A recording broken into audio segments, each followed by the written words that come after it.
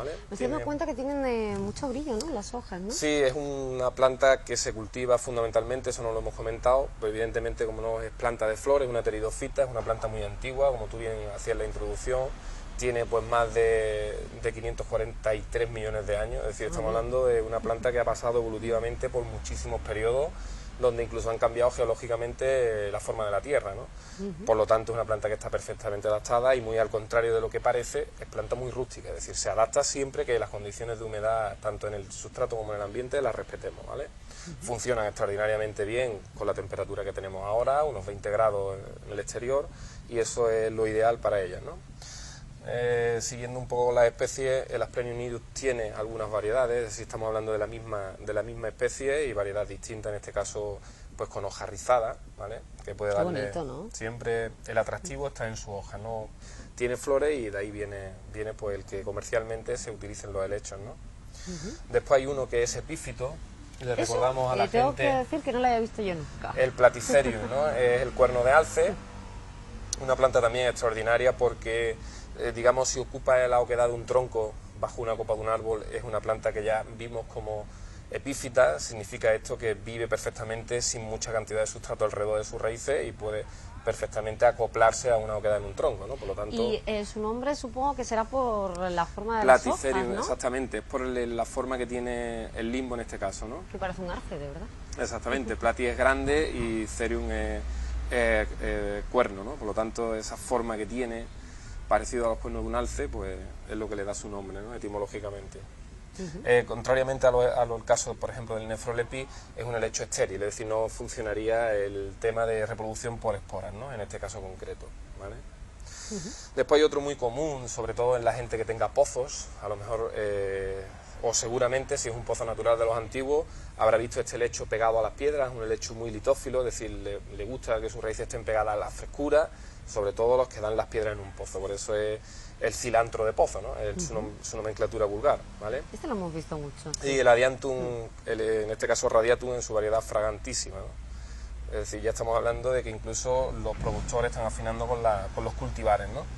Que después concretamente pues utilizaremos para hacer un pequeño centro y sí tendremos que vigilar el tema de la humedad, ¿no? Y por último está aquí otro ejemplo de helecho, ¿vale? Este ya es muy bonito, con hoja pinnada perfectamente definida, ¿vale? Mucho más que es la verde. Pelaea, ¿no? Oscuro. Pelaea es otro género de ahí veis como el sustrato pues está perfectamente encharcado, ¿no? Para que la planta pues no padezca, ¿no? Quizás demasiado, ¿no? En este caso, porque ya hemos dicho que el encharcamiento puede provocar problemas, ¿no? José Ramón, hemos hecho un repaso a las diferentes especies, pero ¿cuál es el más conocido, el que más se lleva la gente? Sin duda ninguna lo tienes delante, ¿no? ¿no? El Nephrolepis cordifolia es el más utilizado, ¿no? En este caso aquí tenemos algunos ejemplares que van a eventos que tienen una dimensión impresionante. Fijaros los estolones, que en realidad son tallos subterráneos que después emergen con una fuerza tremenda. Es decir, se puede comportar incluso como planta invasora si tiene las condiciones. Pues esto es importante saberlo, sí. para que no nos invada. Sí, hay mucho, incluso por ahí ahora después tomaremos imágenes de cómo se adosan perfectamente a la piedra, ¿no? Tenemos ahí un centro hecho por alumnos de los programas de formación del Ayuntamiento de Torremolinos, de Loal concretamente, y donde se adaptan perfectamente y juegan incluso o comparten hábitats con cactus. Por lo tanto, fijaros qué rusticidad, ¿no? ¿Qué ocurre? Que tienen debajo normalmente la humedad de las balsetas de riego y eso evapora mucha cantidad de agua, que es lo que les gusta a ellos, ¿no? Y se comportan pues como planta epífita prácticamente sobre la piedra, ¿no? Bueno, pues hemos visto y conocido muchísimas variedades de helechos. La verdad es que todos son bonitos, tienen su particularidad y eso sí, muy importante, que no les falte esa humedad, sí, ¿no? Eso es, y que no le dé mucho sol directo. Es su condición, ¿no? Es decir, no soportan el sol directo ni la falta de humedad, tanto a nivel radicular como a nivel medioambiental, es decir, en el aire, ¿no? José Ramón, pues ya sabes que en nuestro apartado nos gusta mucho la práctica y nos gusta verlo, vivo y en directo para aprender. Así que si te parece... Vamos a proponer algo, sí. En unos segunditos, pues vamos a hacer un centro de helechos, no se lo pierdan.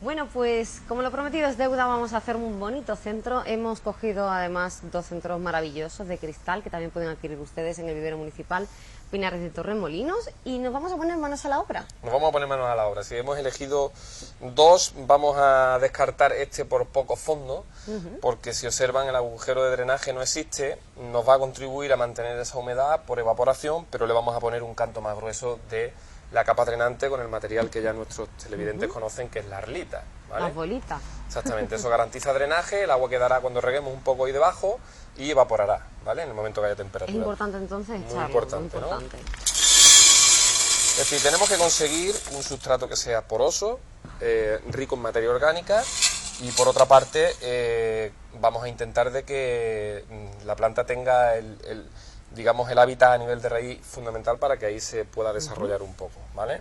Entonces eso lo conseguimos con nuestro sustrato desmacetado y esa capa de drenaje que antes veíamos, ¿vale? Sustrato desmacetado que sí es cierto que tiene turba rubia y un poco de turba negra, ¿vale? Entonces vamos a proceder. Turba rubia y turba negra. Sí, la turba rubia lo que nos va a garantizar es el pH, ¿de acuerdo? Entonces ese pH del que hablábamos antes, que para los helechos lo ideal es que se mantenga en torno a 5,5. Esto, la forma de medirlo, hay distintos aparatos que lo miden, pero como normalmente eso no se tiene en casa, la precaución es comprar un sustrato desmacetado de alta calidad. Con calidad, exactamente. Entonces de esa manera garantizaremos que tenga un porcentaje de un 70% de turba rubia aproximadamente y el resto de turba negra, que es lo ideal para esta planta, ¿vale? Se podrían mezclar si tienen mantillo, por ejemplo en casa, pues también valdría una mezcla con un 30% aproximadamente de mantillo y el resto de turba mezclada rubia y negra, ¿vale? Vamos a elegir una planta que a mí me encanta, que es el Adiantum, ¿no? El cilantro de pozo, ¿vale? Ahí ven el cepellón perfectamente formado y lo vamos a dejar un poco esquinado. Vamos a hacerlo al revés, así nuestros televidentes tienen ocasión de poder verlo. Y vamos a adornarlo con un poco de piedra, ¿vale? ¿Por qué? Pues porque es un helecho, en cierta forma comentábamos antes, litófilo, ¿vale? Entonces las piedras de coquera, como esta típica de aquí de algunas zonas de Torremolinos, ¿vale? Nos van a dar el último toque, ¿de acuerdo? Vamos a rellenar un poquito más con sustrato e incluso las raíces empezarán un poco a bordear esa piedra, exactamente. Y ese efecto ornamental es muy muy bonito, ¿vale? Entonces los helechos tienen esa facultad, hay algunos que son litófilos, como por ejemplo este Adiantum, ¿no? El Adiantum capillus veneris es ese que vemos en los pozos. Estos ya son cultivares un poco más seleccionados. El Radiantum fragantísima, que es este que nos ocupa, pues es, digamos, el que comercialmente tiene más aceptación. El otro es más difícil de conseguir, ¿vale? Vamos a añadir un poco más de... Tapamos todas las raíces, que esto es fundamental. importante. Eso ya lo hemos aprendido en otros programas, es cierto. Y le vamos a dar el toque de adorno, ¿vale? Con una pequeña piedra, ¿vale? Que habíamos elegido por aquí. Y después, en el caso de los helechos, pues es fundamental hacerle esta operación, que es un pulverizador de mano, ¿vale? Y metiéndole un poco de agua en estado de pulverización. Yo diría, Rosa, no te mojo. Ya te estoy viendo. Que hoy no va a hacer especialmente calor, ¿eh?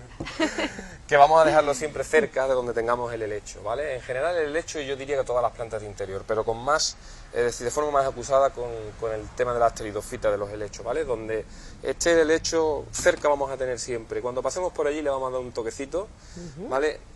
A tener en cuenta ahora que viene el invierno, las calefacciones, las corrientes de aire caliente, sobre todo es lo que se lo carga, ¿vale? Entonces, cerca de radiadores no, eso ya lo comentábamos también en otro programa para otra planta de interior.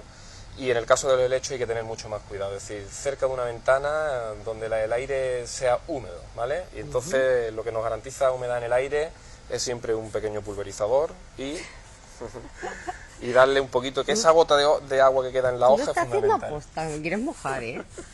Yo no soy un helecho. Y es sencillo, no tiene mucha más historia. Cuando tengamos que regar, pues procuraremos no dejar el sustrato excesivamente encharcado, sino que esté húmedo. Que esté húmedo, pero tampoco encharcado.